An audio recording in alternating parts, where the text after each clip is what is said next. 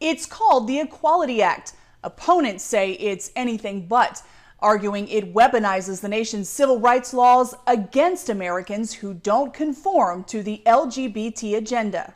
It treats the people who believe that marriage is between a man and a woman, or that we're created male and female. It treats our beliefs as the equivalent of racist bigotry.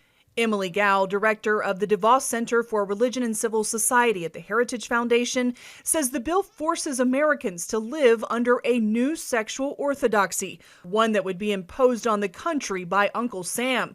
Female athletes would be required to compete with men identifying as women.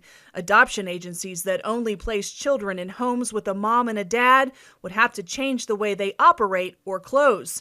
Students attending Bible-believing schools wouldn't be eligible for federal loans. And that's not all. The bill is passed. The Democratic-controlled House passed the Equality Act last spring, and in June, Senate Democrats called it up for unanimous consent. Only 3 Republicans spoke out against it. No person should be discriminated against in America. No one.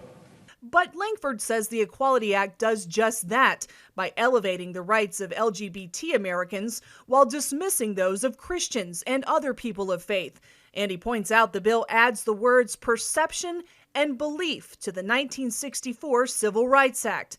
Untested language, Lankford predicts, would lead to a rash of lawsuits across the country. If I go to interview in a job and I'm not hired, I can sue that employer because I perceive they were thinking I was gay and so they didn't hire me. I don't have to prove anything. It's based simply on my perception or belief.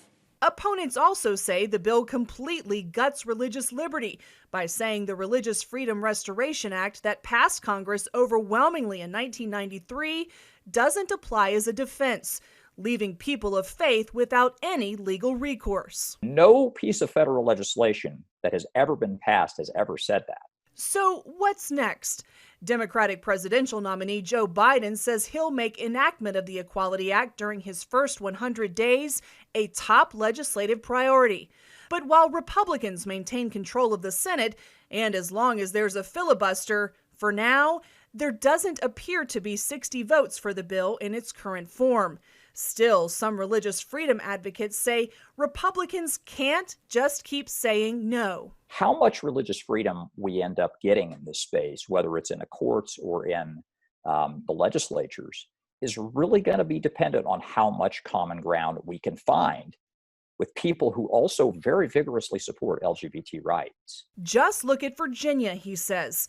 When Democrats took over the state house this year, they quickly expanded LGBT protections. If the only answer social conservatives or conservative Christians have is no, then as soon as the Democratic Party takes over a legislature, their answer becomes yes, and their answer becomes yes with no religious freedoms. He points to alternatives to the Equality Act, like the Fairness for All Act, based on a Utah law which restores some protections for Christians, but a number of lawmakers argue not enough.